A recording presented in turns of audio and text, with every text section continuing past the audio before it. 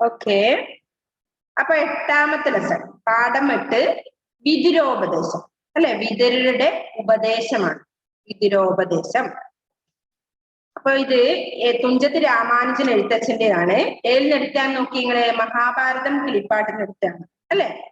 മഹാഭാരതത്തിൽ ഒരുപാട് കഥകൾ ഉണ്ടാവും. നിങ്ങൾ കണ്ടിട്ടുണ്ടോ മഹാഭാരതം? ആ സീരിയല് കണ്ടാൽ കുറെയൊക്കെ മനസ്സിലാവും കേട്ടോ. മഹാഭാരതം സീരിയലുണ്ട്, കാണാറുണ്ടോ? ഇല്ല അല്ലെ. ഇല്ല അല്ലെ. അപ്പൊ മഹാഭാരതത്തില് വിതുരരുടെ ഉപദേശത്തെ കുറിച്ചാണ് ഇതിൽ പറയുന്നത് അല്ലെ, വിതുരോപദേശം. അങ്ങനെ ഒരുപാടുണ്ട് അതില്. മഹാഭാരതത്തിൽ ഒരുപാട് കാര്യങ്ങളെ പറയുന്നുണ്ട് അതില് വിതുരോപദേശത്തിന്റെ. അപ്പൊ മഹാഭാരതത്തിൽ ആരുടെ കഥയാണ് പറയുന്നത് നിങ്ങൾക്ക് അറിയോ? മഹാഭാരതം, രാമായണവും മഹാഭാരതവും ഉണ്ട്, അറിയാലോ? അറിയോ? അതില് മഹാഭാരതത്തിലാരുടെ കഥ, രാമായണത്തിലാരുടെ കഥയാ പറയുന്നത്? ജസേ രാമന്റെയും സീതയുടെയും കഥയാണ് അല്ലെ. നമ്മൾ പഠിച്ചിട്ടില്ലേ? എന്താണ്? നിങ്ങളല്ലേ 7ാം ക്ലാസ്സിലാണ് അല്ലെ. ഒരു പാടുണ്ട് ശ്രീരാമന്റെ വനയാത്ര പഠിച്ചിട്ടുണ്ടല്ലോ. ഷോണ്ണ ഞാൻ പഠിപ്പിച്ചിട്ടുണ്ടല്ലോ അല്ലെ. ശ്രീരാമന്റെ വനയാത്ര പഠിക്കാൻ. അപ്പൊ രാമായണത്തില് രാമന്റെയും സീതയുടെയും രാമലക്ഷ്മണന്മാരുടെയും ഒക്കെ കഥ പറയുന്നതാണ് അല്ലെ. അപ്പൊ മഹാഭാരതത്തിലോ പഞ്ചപാണ്ഡവരെയും കൗരവന്മാരെയും ഒക്കെ നിങ്ങൾ കേട്ടിട്ടുണ്ടോ? പാണ്ഡവർ എത്ര ആളാണ്? എത്രയാ? 5 കൗരവന്മാരോ 101 പേരാണ് അല്ലെ. കുന്തിയുടെയും ഗാന്ധാരിയുടെയും പുത്രന്മാരുടെ പേരാണ് ഞാൻ പറഞ്ഞത്. അപ്പൊ അവരുടെ കഥയാണ് ഇതിൽ പറയുന്നത്. ശ്രീകൃഷ്ണനുണ്ട് മെയിൻ ആയിട്ട് അല്ലെ. ശ്രീകൃഷ്ണനെ കേട്ടിട്ടുണ്ടല്ലോ, ഭഗവാൻ ശ്രീകൃഷ്ണൻ. അപ്പൊ വിതുരയുടെ ഉപദേശത്തെ കുറിച്ചാണ് ഇവിടെ പറയുന്നത്. നമുക്കൊന്ന് ജസ്റ്റ് വായിക്കാം, കുറച്ച് തവണ അത് വായിക്കാൻ കുറച്ച് ബുദ്ധിമുട്ടുണ്ടെങ്കിൽ നമുക്ക് വായിച്ചു. അപ്പൊ ആദ്യം തന്നെ എഴുത്തച്ഛനെ കുറിച്ച് പറയണം അല്ലെ. ആരാണ് എഴുത്തച്ഛൻ? നമ്മൾ കുറെ പ്രാവശ്യമായിട്ട് ഞാൻ കഴിഞ്ഞ വർഷങ്ങളിലൊക്കെ പറയുന്നതാണ്. ആരാണ് എഴുത്തച്ഛൻ?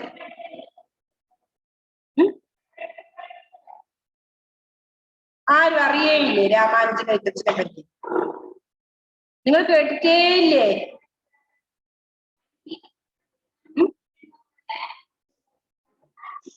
നിങ്ങളോട് ഞാൻ പറയുന്നെന്ന് നിങ്ങൾ നോട്ട് ചെയ്യുന്നില്ല അല്ലെ. അപ്പൊ ആരാണ് എഴുത്തച്ഛൻ? ജസ്റ്റ് ആരാണെന്നെങ്കിലും പറയാം. എഴുത്തച്ഛൻ ആരാ? ഇപ്പൊ ഇവിടെ കവിതയാണ് എഴുതിയിട്ടുണ്ട് അല്ലേ. അതുകൊണ്ട് എന്താ, ആരാണ്? കവിയാണ്. അപ്പൊ തുഞ്ചത്ത് രാമാനുജൻ എഴുത്തച്ഛനെ പറ്റിയാണ്, എഴുത്തച്ഛൻ്റെതാണ് ഇന്നത്തെ ഈ നമുക്ക് പഠിക്കാനുള്ള വരികൾ. മഹാഭാരതം കിളിപ്പാട്ടിലെ വിതുരോപദേശം എന്ന കവിത അല്ലെ. ഓക്കെ. എഴുത്തച്ഛൻ നമ്മൾ പറഞ്ഞിട്ടുണ്ട്, കവിത്രയങ്ങളെ കുറിച്ച് പറഞ്ഞിട്ടുണ്ട്, പ്രാചീന കവിത്രയങ്ങളെ കുറിച്ച് പറഞ്ഞിട്ടുണ്ട്, ആധുനിക കവിത്രയങ്ങളെ കുറിച്ച് പറഞ്ഞിട്ടുണ്ട്. ഒരുപാട് തവണ ഞാൻ എല്ലാ ക്ലാസ്സിലും പറഞ്ഞുകൊണ്ടിരിക്കുന്ന കാര്യം. അപ്പൊ തുഞ്ചത്ത് രാമാനുജൻ എഴുത്തച്ഛൻ മലയാള ഭാഷയുടെ പിതാവ് എന്നാണ് അറിയപ്പെടുന്നത്. എഴുത്തച്ഛൻ കേട്ടിട്ടുണ്ടോ? മലയാള ഭാഷയുടെ പിതാവാണ് അദ്ദേഹം. എന്നിട്ട് പോലും നിങ്ങൾക്ക് മലയാളം പഠിക്കുന്നവരാണ്, പക്ഷെ അറിയില്ല. എഴുത്തച്ഛൻ മലയാള ഭാഷയുടെ പിതാവ് എന്നാണ് അറിയപ്പെടുന്നത്. തിരൂരിന്റെ അടുത്ത് തുഞ്ചൻപറമ്പിലാണ് അദ്ദേഹം ജനിച്ചത് എന്നാണ് കരുതപ്പെടുന്നത് അല്ലെ. തിരൂരിനടുത്ത് തുഞ്ചൻ പറമ്പിലാണ് അദ്ദേഹം ജനിച്ചത്. പിന്നെന്താ? അപ്പൊ ഈ പ്രാചീന കവിത്രയങ്ങളിൽപ്പെട്ട ഒരാളാണ് അദ്ദേഹം. കിളിപ്പാട്ട് പുസ്തകം എന്താണ്? കിളികളെ കൊണ്ട് കഥ പറയിക്കുന്ന രീതിയിലാണ് അദ്ദേഹത്തിന്റെ കവിതകളിലൊക്കെ ഉണ്ടാവുന്നത്. അപ്പോ പ്രാചീന കവിത്രയങ്ങൾ ഒരാളാണ്. ആരൊക്കെയാണ് പ്രാചീന കവിത്രയങ്ങള്? വീണ്ടും വന്നു എന്റെ ചോദ്യം. ഇത് തന്നെയായിരിക്കും ചോദ്യം. ആരാണ് ആധുനിക കവിത്രയങ്ങള്? ഇതൊന്നും അറിയാതെ 8ാം ക്ലാസ്സിൽ ഇരിക്കാൻ പാടില്ല മക്കളെ. നിങ്ങള് ആരാ ആധുനിക കവിത്രയങ്ങള്? ആധുനികം എന്ന് പറഞ്ഞാൽ എന്താ അർത്ഥം? എന്താ മീനിങ്? ആധുനികം എന്ന് പറഞ്ഞാൽ എന്താണ് മീനിങ്? ഞാൻ അടിച്ച് പുറത്താക്കുന്ന എന്താണ്? പ്രാചീനം എന്ന് പറഞ്ഞാൽ എന്താ അർത്ഥം? പഴയ. ഓക്കെ. അപ്പൊ ആധുനികവും പ്രാചീനവും ഓപ്പോസിറ്റ് വേർഡാണ്. അപ്പൊ ആധുനികത്തിന്റെ അർത്ഥം പുതിയത്. അപ്പൊ ആധുനിക കവിത്രയങ്ങള് പറഞ്ഞ ആരാ? പുതിയ കവിത്രയങ്ങൾ. അതിൽപ്പെട്ട ആളല്ല ആര്? എഴുത്തച്ഛൻ. പ്രാചീന കവിത്രയങ്ങളിൽ പെട്ട ഒരാളാണ് എഴുത്തച്ഛൻ അല്ലെ. എഴുത്തച്ഛൻ, ചെറുശ്ശേരി, പിന്നെ കുഞ്ചൻ നമ്പ്യാർ. ഞാൻ കുറെ കാലങ്ങളായി പറഞ്ഞുകൊണ്ടിരിക്കുന്നതാണ് പ്രാചീന കവിത്രയങ്ങൾ 3 പേര്. കവിത്രയം എന്ന് പറഞ്ഞാൽ 3 എന്നാണ് അർത്ഥം. 3 കവികളെ കുറിച്ചാണ് പറയുന്നത്. ആരൊക്കെയാണ്? ചെറുശ്ശേരി, കുഞ്ചൻ നമ്പ്യാർ, എഴുത്തച്ഛൻ. എഴുത്തച്ഛന്റെ ഫുൾ നെയിമാണ് തുഞ്ചത്ത് രാമാനുജൻ എഴുത്തച്ഛൻ.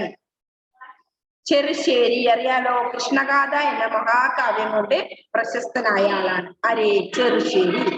കൃഷ്ണഗാഥയിലെ ശ്രീകൃഷ്ണന്റെ ജനനം മുതൽ സ്വർഗാരോഹണം വരെയുള്ള കാര്യങ്ങളാണ് വിവരിക്കുന്നത്. അതായത് നമ്മൾ പഠിച്ചിട്ടുണ്ട് കൃഷ്ണന്റെ ഏതാണ്? കണ്ണന്റെ ലീല. ഏത് ക്ലാസ്സിൽ? 5ാം ക്ലാസ്സിൽ കണ്ണന്റെ ലീല എന്നൊരു ഭാഗമുണ്ട്. അപ്പൊ കൃഷ്ണഗാഥയിലെ ചെറിയൊരു ഭാഗം അവിടെ പഠിക്കുന്നു. എഴുത്തച്ഛൻ നമ്മൾ പഠിച്ചിട്ടുണ്ടാവുമല്ലോ ഈ വർഷം തന്നെ. ഓക്കെ, അപ്പൊ ആരൊക്കെയാണ് പ്രാചീന കവിത്രയങ്ങള്? എഴുത്തച്ഛൻ, ചെറുശ്ശേരി, കുഞ്ചൻ നമ്പ്യാർ. എഴുത്തച്ഛൻ, ചെറുശ്ശേരി, കുഞ്ചൻ നമ്പ്യാർ. ചെറുശ്ശേരി കൃഷ്ണഗാഥ എന്ന മഹാകാവ്യം കൊണ്ട് പ്രശസ്തനായി. പിന്നെ കുഞ്ചൻ നമ്പ്യാരോ തുള്ളൽ പ്രസ്ഥാനത്തിന്റെ ഉപജ്ഞാതാവ് എന്നാണ് അറിയപ്പെടുന്നത്. കിളിപ്പാട്ട് പ്രസ്ഥാനത്തിന്റെ ഉപജ്ഞാതാവാണ് ആര്? എഴുത്തച്ഛൻ. തുഞ്ചൻ, കുഞ്ചൻ, ചെറുശ്ശേരി, ഈ 3 പേരാണ്. തുഞ്ചൻ, കുഞ്ചൻ, ചെറുശ്ശേരി, ഈ 3 പേരാണ് പ്രാചീന കവിത്രയപ്പെട്ടത് ആള്. മനസ്സിലായോ? ആധുനിക കവിത്രയങ്ങൾ ഏതാ? നമ്മളിപ്പോ ആധുനിക കവിത്രയങ്ങളെ കുറിച്ചല്ല ഇവിടെ പഠിക്കുന്നത്. എഴുത്തച്ഛന്റെ കവിതയാണ് പഠിക്കുന്നത്. പ്രാചീന ഓക്കെ, വെരി ഗുഡ്. വള്ളത്തോൾ, ആശാൻ, ഉള്ളൂർ, വള്ളത്തോൾ. മറ്റേത് കുഞ്ചൻ, തുഞ്ചൻ, ചെറുശ്ശേരി. ഓർക്കാൻ എളുപ്പത്തിന് വേണ്ടി. അപ്പൊ ആശാൻ കുമാരനാശാൻ, വള്ളത്തോൾ നാരായണ മേനോൻ, ഉള്ളൂർ എസ് പരമേശ്വരയ്യർ. ഉള്ളൂർ. ഓക്കെ, അവർക്കൊക്കെ ഓരോ വിശേഷങ്ങളുണ്ട്. ഉജ്ജ്വല ശബ്ദാടനാണ് ഉള്ളൂര്, ശബ്ദസുന്ദരനാണ് വള്ളത്തോള്.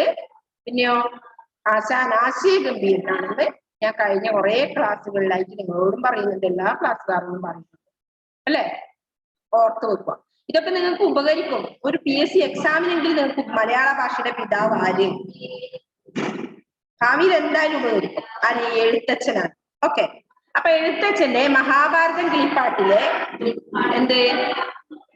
എന്നാ ഇന്നത്തെ പാഠത്തിന്റെ പേര് വിദുരോപദേശം എന്ന കവിതയാണ് നമുക്കിത് പഠിക്കാനുള്ളത്. ഓക്കെ, അപ്പൊ രാമാനുജൻ എഴുത്തച്ഛനെ പറ്റി ചെറിയൊരു കണ്ടിലൂടെ പറഞ്ഞിട്ടുണ്ട്. തിരൂരിനടുത്ത് തുഞ്ചൻ പറമ്പിലാണ് എഴുത്തച്ഛൻ ജനിച്ചത്.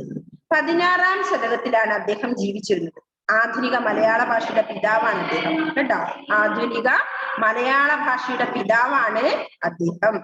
കിളിപ്പാട്ട് പ്രസ്ഥാനം തുടങ്ങിയതും ഭക്തി പ്രസ്ഥാനത്തിൽ പ്രചാരം കൊടുത്തതും എഴുത്തച്ഛനാണ്. ആധ്യാത്മ രാമായണം, ശ്രീ മഹാഭാഗവതം, മഹാഭാരതം, 24 വൃത്തം, ചിന്താരത്നം എന്നിവയാണ് പ്രധാന കൃതികൾ. മക്കൾ മരിച്ച ദുഃഖത്താൽ അസ്വസ്ഥനായ ധൃതരാഷ്ട്രയെ വിതുരർ ആശ്വസിപ്പിക്കുന്നതാണ് സന്ദർഭം. നമ്മുടെ കവിതയുടെ സന്ദർഭം എന്താ? മക്കൾ മരിച്ച ദുഃഖത്താൽ അസ്വസ്ഥനായ ധൃതരാഷ്ട്രരെ വിതുരരെ ആശ്വസിപ്പിക്കുന്നതാണ് സന്ദർഭം. അപ്പൊ ആരെയാണ് മക്കൾ മരിച്ച ദുഃഖം എന്ന് മനസ്സിലായി നമുക്ക്? പാണ്ഡവന്മാരും മഹാഭാരതത്തിൽ പ്രധാനമായും പറയുന്ന പാണ്ഡവന്മാരുടെയും കൗരവന്മാരുടെയും ഇതാണ്. അതായത് ജ്യേഷ്ഠാനുജത്തിമാരുടെ മക്കളാണ് ഇവർ 2 പേര്. അപ്പൊ അവര് തമ്മിലുള്ള, അതായത് നന്മയുടെയും തിന്മയുടെയും ഉള്ള വ്യത്യാസം. ഇത് പാണ്ഡവര് ആ മഹാഭാരതത്തിൽ അങ്ങോട്ടും ഇങ്ങോട്ടും പറയുന്നത് പാണ്ഡവര് നന്മയുടെ ഭാഗത്തും ഒപ്പം ശ്രീകൃഷ്ണനും ഉണ്ട് അവരുടെ കൂടെ. നന്മയുടെ ഭാഗത്താണ് എപ്പോഴും ദൈവം നിൽക്കുക, അല്ലെ? അങ്ങനെയല്ലേ നമ്മൾ പറയുന്നത്. അപ്പൊ നന്മയുടെ ഭാഗത്ത് പാണ്ഡവരും കൗരവര് തിന്മയുടെ ഭാഗത്തുമായിട്ടുള്ളത്. അപ്പൊ തിന്മയുടെ മേലെ നന്മയുടെ വിജയാണ് അവിടെ പറയുന്നത്. അപ്പോ അങ്ങനെ ധൃതരാഷ്ട്ര ഗാന്ധാരിയുടെ ഭർത്താവ്, അതായത് കൗരവരുടെ അച്ഛനായ ധൃതരാഷ്ട്രരെ വിതുരരെ ആശ്വസിപ്പിക്കുന്നതാണ് നമ്മുടെ ഈ കവിതാ സന്ദർഭം എന്ന് ഇവിടെ പറഞ്ഞിട്ടുണ്ട്. അപ്പൊ കൗരവരുടെ, അതായത് മക്കൾ മരിച്ച ദുഃഖത്തില് അസ്വസ്ഥനായ ധൃതരാഷ്ട്രരെ വിതുരരെ ആശ്വസിപ്പിക്കുന്നതാണ് സന്ദർഭം. നമുക്ക് നോക്കാം എന്താണ് ഇവിടെ പറയുന്നത് നോക്കാം. ജസ്റ്റ് 2-3 തവണ ഒന്ന് വായിക്കാൻ പറ്റുന്നത് നോക്കാം. കാലചക്രഭ്രമം പാർത്ത് കണ്ടാലൊരു കാലവും ദുഃഖിപ്പതിനില്ല കാരണം. ജീർണവസ്ത്രം കളഞ്ഞമ്പൊടു മാനുഷർ പൂർണ്ണശോഭം നവവസ്ത്രം ധരിച്ചിടും. ജീർണദേഹം കളഞ്ഞമ്പൊടു ദേഹികൾ പൂർണ്ണശോഭം നവദേഹങ്ങൾ കൊള്ളുന്നു. നിത്യമല്ലേതുമേ ദേഹാദികളിതു നിത്യനാകുന്നത് നിശ്ചയമീശ്വരൻ. ഒന്നുകൂടി മുഴുവൻ വായിച്ചിട്ട് ഞാൻ ആദ്യം കുറെ പ്രാവശ്യം വായിച്ചിട്ടുണ്ട് അല്ലേ? അപ്പൊ വായിക്കുമ്പോ കേൾപ്പായില്ലേ? ചത്തും പിറന്നും ഇരിക്കുമിച്ചെന്തുക്കൾ ചിത്തേ സുഖദുഃഖമെന്തിനോ മെന്തിനതിന്നഹോ എന്നു തുടങ്ങിയതെന്നുമറിഞ്ഞത് ഇല്ലെന്നിനി മാറുന്നതെന്നുമറിഞ്ഞില്ല. മുമ്പിലിവിടേക്കെവിടെ നിന്നിക്കാലം അമ്പൊടു വന്നതെന്നേതുമറിഞ്ഞില്ല. പോകുന്നതിന്നി എവിടേക്കൊക്കെ നീ ചാകുന്ന കാര്യമില്ലെന്നോ തോന്നുന്നു. നിന്നുടെ മക്കളോ പണ്ടിവരൊക്കെ നീ നിനക്കവർ മക്കളായി മേലുമോ. പാന്തർ പെരുവഴിയമ്പലം തന്നിലെ താന്തരായി വന്നുടൻ കൂടുമൊരു നേരം ഓരോ കഥയും പറഞ്ഞു രസിച്ചവർ കാലം മഴതാൻ പോവോളം ഒന്നിച്ചിരുന്നാൽ ഓരോ വഴി പോവാരവരവർ മുൻപിൽ പക്ഷികളൊക്കെ പല വഴി വന്നൊരു വൃക്ഷത്തെ ആശ്രയിച്ചു നേരം വസിച്ചൊക്കെയോരോ വഴി പിന്നെ പറന്നുപോം. ദുഃഖിക്കുമാറില്ല ഭിന്നവരാരുമേ വന്നുകൂടിയിടുമോരോടത്ത് ജന്തുക്കൾ. കർമ്മവശത്താൽ അറിക നീ മന്നവ നീർപ്പോള പോലവേ ശരീരങ്ങളിങ്ങനെ. വായ്പോടു കാണും മറയും പുനരവ നിത്യമല്ലി കണ്ടതൊന്നറിക നീ. നിത്യമാകുന്നത് വിഷ്ണു പരബ്രഹ്മം ഇത്തം നിരൂപിച്ചു അക്ഷരണാംബുജം. ചിത്തത്തിലമ്പൊടുറപ്പിച്ചു കൊള്ളുക നീ. അല്ലേ? എന്താ ഇവിടെ പറഞ്ഞേ? ദേഹങ്ങളൊന്നും എന്താണ്, നമ്മളൊന്നും സുസ്ഥിരമല്ല അല്ലെ. എല്ലാരും പാന്തൽ പെരുവഴി അമ്പലത്തിൽ ഒത്തുകൂടുന്നത് പോലെയുള്ളൂ അല്ലെ. നമ്മളെല്ലാവരും ഇന്ന് ജീവിക്കും, നാളെ ചിലപ്പം മരിച്ചു പോവാന്നൊക്കെ പറഞ്ഞ് ആശ്വസിപ്പിക്കുന്നതാണ് സംഭവം. നമുക്ക് കുറച്ചുകൂടി ഒന്നുകൂടി വായിക്കാം. 2 ലൈനായിട്ട് കുറച്ചു നേരം വായിക്കാം. അപ്പൊ മനസ്സിലായി. കാലചക്രഭ്രമം പാർത്തു കണ്ടാലൊരു കാലവും ദുഃഖിപ്പതിനില്ല കാരണം. ജീർണവസ്ത്രം കളഞ്ഞമ്പൊടു മാനുഷർ പൂർണ്ണശോഭം നവവസ്ത്രം ധരിച്ചിടും. കിട്ടുന്നുണ്ടോ? ഓക്കെ. കാലചക്രഭ്രമം പാർത്തു കണ്ടാലൊരു കാലവും ദുഃഖിപ്പതിനില്ല കാരണം. ജീർണവസ്ത്രം കളഞ്ഞമ്പൊടു മാനുഷർ പൂർണ്ണശോഭം നവവസ്ത്രം ധരിച്ചിടും. കിട്ടുന്നുണ്ടോ?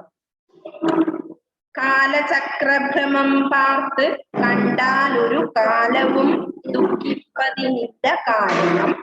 ജീർണവസ്ത്രം കളഞ്ഞമ്പൊട് മാനുഷർ പൂർണ്ണശോഭം നവവസ്ത്രം ധരിച്ചിടും. മനസ്സിലായോ? 4 ലൈൻസ് ഒന്നുകൂടി വയ്ക്കാം. കാലചക്രഭ്രമം പാർത്ത് കണ്ടാലൊരു കാലവും ദുഃഖിപ്പതിനില്ല കാരണം. ജീർണവസ്ത്രം കളഞ്ഞമ്പൊടു മാനുഷർ പൂർണ്ണശോഭം നവവസ്ത്രം ധരിച്ചിടും. ജീർണദേഹം കളഞ്ഞമ്പൊടു ദേഹികൾ പൂർണ്ണശോഭം നവദേഹങ്ങൾ കൊള്ളുന്നു. വയ്ക്കാനെങ്കിലേ ജീർണദേഹം കളഞ്ഞമ്പൊടു ദേഹികൾ പൂർണ്ണശോഭം നവദേഹങ്ങൾ കൊള്ളുന്നു. നിത്യമല്ലേതുമേ ദേഹാദികളിതു നിത്യനാകുന്നത് നിശ്ചയം ഈശ്വരൻ. ഒന്നുകൂടി. നിത്യമല്ലേതുമേ ദേഹാദികളിത് നിത്യനാകുന്നത് നിശ്ചയം ഈശ്വരൻ. അത്ര വരെ പാടാൻ പറ്റുമോ? അത്ര വരെ പാടാൻ പറ്റുന്നുണ്ടോ ചോണേ? ഒന്നുകൂടി പാടാം. കാലചക്രഭ്രമം പാർത്തു കണ്ടാലൊരു കാലവും ദുഃഖിപ്പതിനില്ല കാരണം. ജീർണവസ്ത്രം കളഞ്ഞമ്പൊടു മാനുഷർ പൂർണ്ണശോഭം നവവസ്ത്രം ധരിച്ചിടും. ജീർണദേഹം കളഞ്ഞമ്പൊടു ദേഹികൾ പൂർണ്ണശോഭം നവദേഹങ്ങൾ കൊള്ളുന്നു. നിത്യമല്ലേതുമേ ദേഹാദികളിത് ദേഹാദികളിത് നിത്യനാകുന്നത് നിശ്ചയം ഈശ്വരൻ. എന്താ നിങ്ങൾക്ക് മനസ്സിലായത്? കുറെ പ്രാവശ്യം വായിക്കുമ്പോ എന്തെങ്കിലല്ലോ മനസ്സിലാവുന്നു നിങ്ങൾക്ക്. നിങ്ങൾ തന്നെ വായിക്കുമ്പോൾ കുറച്ചുകൂടി സ്പഷ്ടമാവുന്നുണ്ടല്ലോ എനിക്ക്, അല്ലെ? ഒന്നുകൂടി വായിക്കാം നമുക്ക്. കാലചക്രഭ്രമം പാർത്ത് കണ്ടാലൊരു കാലവും ദുഃഖിപ്പതിനില്ല കാരണം. ജീർണവസ്ത്രം കളഞ്ഞമ്പൊട് മാനുഷർ പൂർണ്ണശോഭം നവവസ്ത്രം ധരിച്ചിടും. ജീർണദേഹം കളഞ്ഞമ്പൊടു ദേഹികൾ പൂർണ്ണശോഭം നവദേഹങ്ങൾ കൊള്ളുന്നു. നിത്യമല്ലേതുമേ ദേഹാദികളിത്. ദേഹവും ആദികൾ അങ്ങനെ ദേഹങ്ങളും മറ്റുള്ള സംഭവങ്ങളൊന്നും നിത്യമല്ല, അല്ലെ? എപ്പോഴും ഉണ്ടാവില്ല, നമ്മളെ മരിച്ചു പോകുന്നതാണ്. നിത്യനാകുന്നത് നിശ്ചയമീശ്വരൻ. ആർക്കാ നിത്യനാകുന്നത്? ഈ പറഞ്ഞ ദേഹാദികളും നമ്മുടെ സമ്പത്തും സുഖ സൗകര്യങ്ങളും ഒക്കെ ആർക്കാ നിശ്ചയമായിട്ട് എല്ലാ കാലത്തും നിത്യമായിട്ടുണ്ടാവുന്ന ആർക്കാ? മേലയിലായിട്ടാണ് ഈശ്വരൻ. എന്താ പറയുക? നിശ്ചയ ഈശ്വരൻ. ഈശ്വരന് മാത്രമേ ഉണ്ടാവുള്ളൂ. നമ്മുടെ മനുഷ്യരാണ്, അല്ലെ? മനുഷ്യരാണ്. അപ്പൊ നമ്മൾ എന്ത് ചെയ്യും? ജീർണവസ്ത്രം കളഞ്ഞിട്ട് എന്ത് ചെയ്യും? പുതിയ നവവസ്ത്രം. നവം പുതിയത്. അപ്പൊ പുതിയ വസ്ത്രം ധരിക്കും. അതേപോലെ തന്നെയാണ് എന്ത്? ജീർണദേഹം കളഞ്ഞ്. അപ്പൊ നമ്മുടെ ശരീരം ജീർണിക്കുമ്പോൾ എന്ത് ചെയ്യണം? നമ്മുടെ മരിച്ചോളൂ, അല്ലെ? നമ്മുടെ ദേഹം വസ്ത്രം ഉൾമാറ്റുന്ന പോലെ തന്നെയാണ്. അപ്പൊ ജീർണദേഹം കളഞ്ഞമ്പോട് ദേഹികൾ എന്ത് ചെയ്യും? പൂർണ്ണശോഭം നവദേഹങ്ങൾ കൊള്ളുന്നു. നല്ല പൂർണ്ണശോഭയോടുകൂടിയ എന്ത്? നവദേഹം, പുതിയ ദേഹങ്ങള് കൊള്ളും. ഹരിദേഹികളല്ലേ? നമ്മുടെ ആത്മാവൊക്കെ എന്ത് ചെയ്യും? നമ്മളെ പഴയ മോശമായ ദേഹങ്ങൾ ആ സമയമാകുമ്പോ എന്ത് ചെയ്യും? കളഞ്ഞിട്ട് പുതിയ ദേഹങ്ങൾ കൊള്ളും എന്നാണ് പറഞ്ഞത്, അല്ലെ? നമ്മൾ വസ്ത്രം മുഷിഞ്ഞിട്ട് മാറ്റി കളയുന്നത് പോലെ തന്നെയാണ് നമ്മുടെ ശരീരവും സമ്പത്തും സുഖ സൗകര്യങ്ങളും ഒക്കെ എന്നാണ് പറയുന്നത്. അപ്പൊ നമുക്ക് അതുപോലെ നിങ്ങൾക്കും എല്ലാവരും മരിക്കും, അതുകൊണ്ട് ദുഃഖിക്കാനില്ല എന്നാണ് ഇതിനെ ധൃതരാഷ്ട്രവും പറയുന്നത്, അല്ലെ? മരണം എല്ലാവർക്കും ഉണ്ട്. അതായത് മനുഷ്യരാണെങ്കിൽ മരിക്കുക തന്നെ വേണം. പക്ഷെ ഇത് നിത്യനായിട്ടുണ്ടാവുന്ന ആർക്ക് മാത്ര? ഈശ്വരന് മാത്രം, ദൈവത്തിന് മാത്രമാണ് എന്നാണ് പറയുന്നത്. അപ്പൊ നമുക്കൊന്നുകൂടി നോക്കാം. ഇത്ര പേരെ നമുക്ക് വായിച്ച് പഠിച്ചിട്ട് അപ്പത്തേക്കും. കാലചക്രഭ്രമം. ഷോണെ വായിച്ചോ. കാലചക്രഭ്രമം പാർത്ത് കണ്ടാൽ ഒരു കാലവും ദുഃഖിപ്പതിനില്ല കാരണം. ജീർണവസ്ത്രം കളഞ്ഞമ്പൊട് മാനുഷർ പൂർണ്ണശോഭം നവവസ്ത്രം ധരിച്ചിടും. ജീർണദേഹം കളഞ്ഞമ്പൊട് ദേഹികൾ പൂർണ്ണശോഭം നവദേഹങ്ങൾ കൊള്ളുന്നു. നിത്യമല്ലേതുമേ ദേഹാദികളിത്.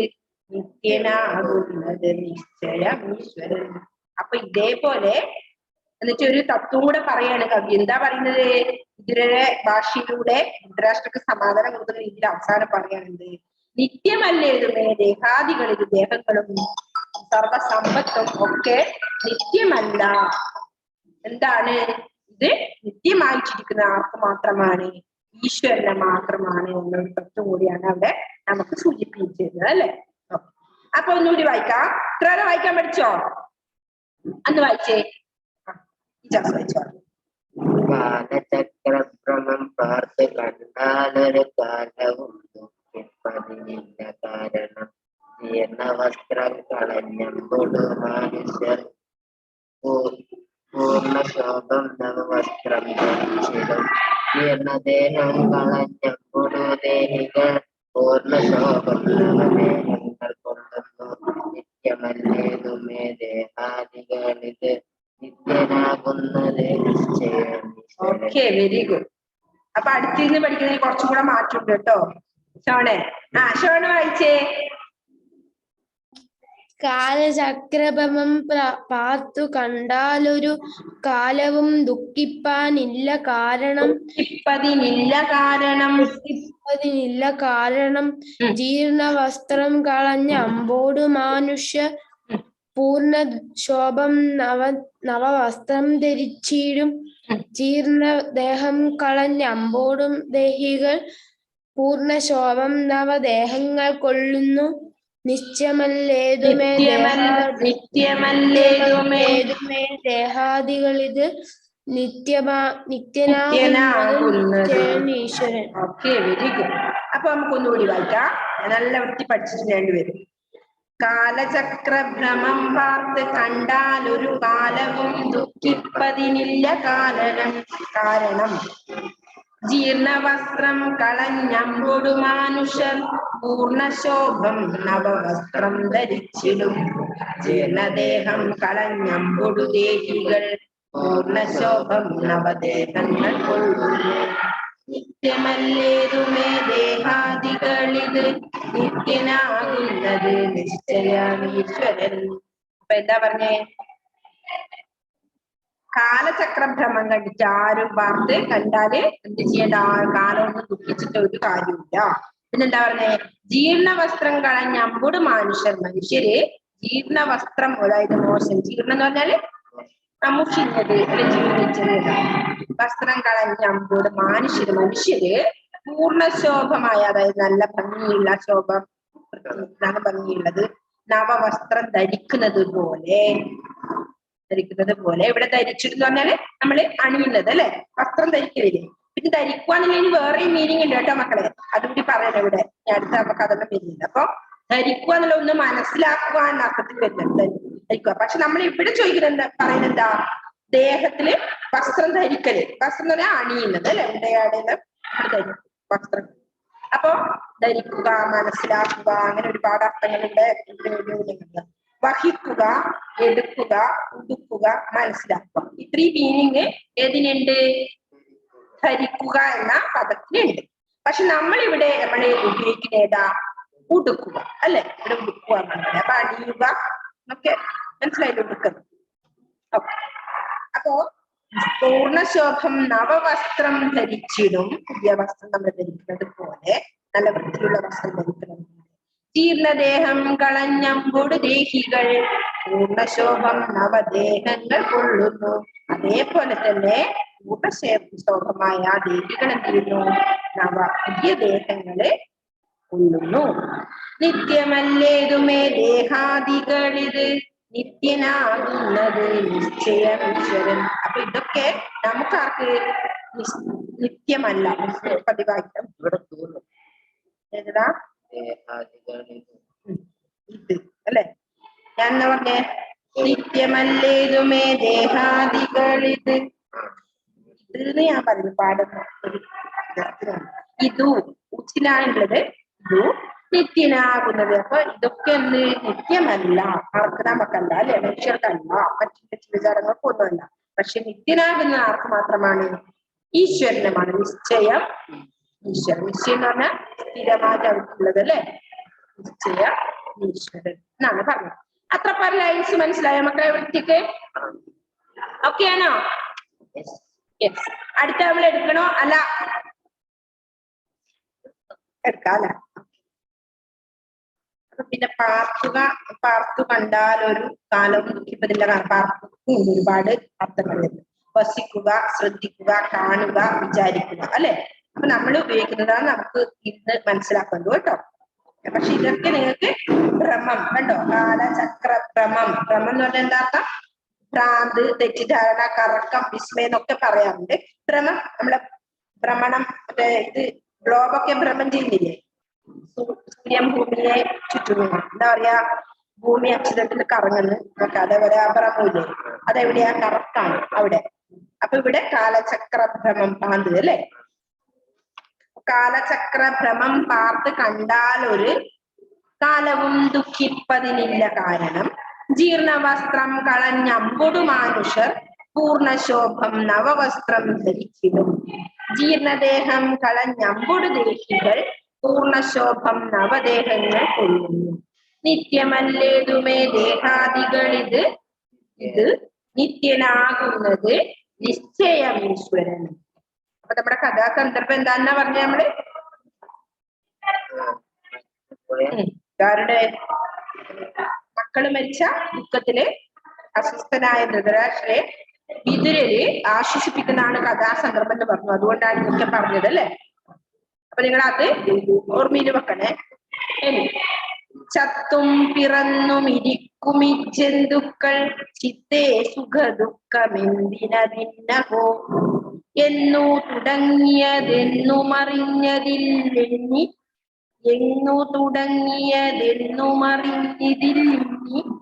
മാറുന്നതെന്നുമറിഞ്ഞില്ല.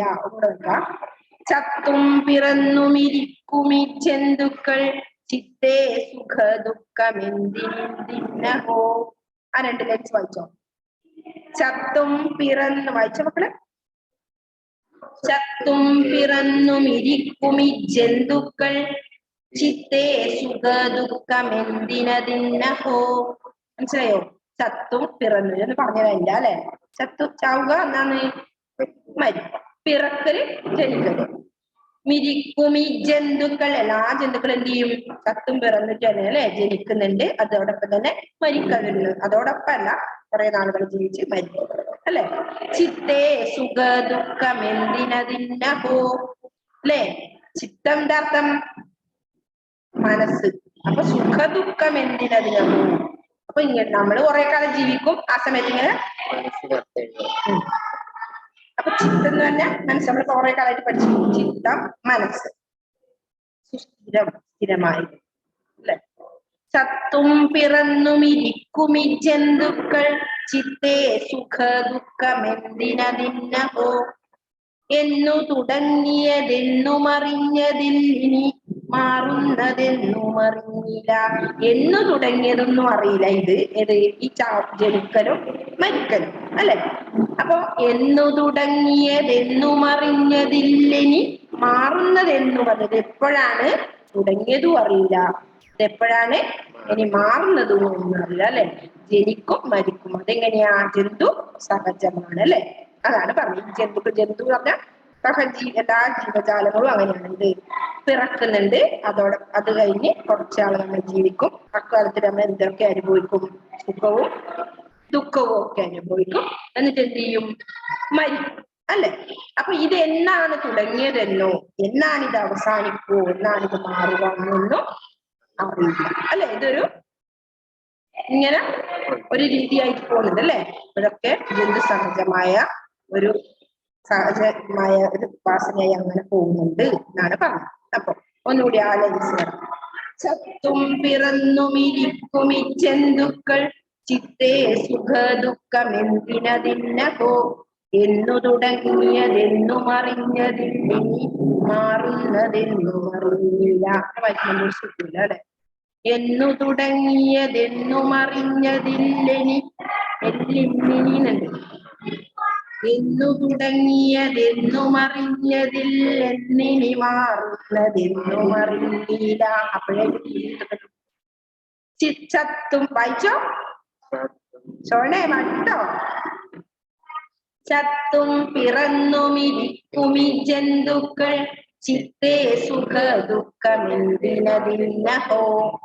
എന്നു തുടങ്ങിയതെന്നും അറിഞ്ഞതില്ലെന്നിനി മാറുന്നതെന്നും അറിഞ്ഞില്ല. അപ്പൊ ചത്തും പിറന്നും ജനിക്കുകയും മരിക്കുകയും ഒക്കെ ജന്തുക്കൾ ചെയ്യുന്നു അല്ലെ. അത് ആ സമയത്ത് നമ്മൾ എന്ത് ചെയ്യും? നമ്മുടെ മനസ്സിൽ സുഖം ഉണ്ടാവും, ദുഃഖങ്ങളും ഒക്കെ ഉണ്ടാവും. അത് എന്നാണ് തുടങ്ങിയെന്നോ, എന്നാണ് ഇത് അവസാനിക്കുന്നത് എന്നൊന്നും ആർക്കും അറിയില്ല അല്ലെ. അപ്പൊ ആ ലൈൻസ് പഠിച്ചോ മക്കളെ? വായിച്ചു നോക്കിയേ, ഇങ്ങോട്ട് വെക്കണം. ചത്തും പിറന്നിരിക്കുമി ജന്തുക്കൾ ചിത്തേ സുഖ ദുഃഖമെന്തിനതിന്നഹോ. എന്നു തുടങ്ങിയതെന്നും അറിഞ്ഞതിൽ മാറുന്നതെന്നും അറിഞ്ഞില്ല. Okay, very good. ഇജാസ് വായിക്കാൻ പഠിച്ചു. ഷോൺ വായിച്ചോ? 4 ലൈൻസ്. ചത്തും പിറന്നുമിരിക്കുമി ജന്തുക്കൾ ചിത്തേ സുഖ ദുഃഖമെന്തിനതിന്നഹോ. എന്നു തുടങ്ങിയതെന്നും അറിഞ്ഞതില്ലെന്നിനി മാറുന്നതെന്നും അറിഞ്ഞില്ല. ഓക്കെ. ചത്തും പിറന്നും ഇരിക്കുമി ജന്തുക്കൾ ചിത്തേ സുഖ ദുഃഖമെന്തിനതിന്നഹോ. എന്നു തുടങ്ങിയതെന്നും അറിഞ്ഞതില്ലെന്നിനി മാറുന്നതെന്നും അറിഞ്ഞില്ല. ഓക്കെ, ആ 8 ലൈൻസ്. നമ്മളിപ്പോ എത്ര ലൈൻസ് വെച്ചു? 8 അല്ലേ? അപ്പൊ ഇത്ര വരെ നിങ്ങൾ എന്ത് ചെയ്യണം? ഇവിടം വരെ നമ്മൾ പഠിച്ചിട്ടുണ്ട് കേട്ടോ. അപ്പൊ അതുവരെ നല്ലതുപോലെ വായിച്ചിട്ട് വരണം. ഓക്കെ, അടുത്ത ക്ലാസ്സിൽ കേട്ടോ. Okay, by. മാത്സ് ക്ലാസ് ഉണ്ടാവോ? നമ്മളെ കാവ്യ മിസ് ഉണ്ട്. Okay, by.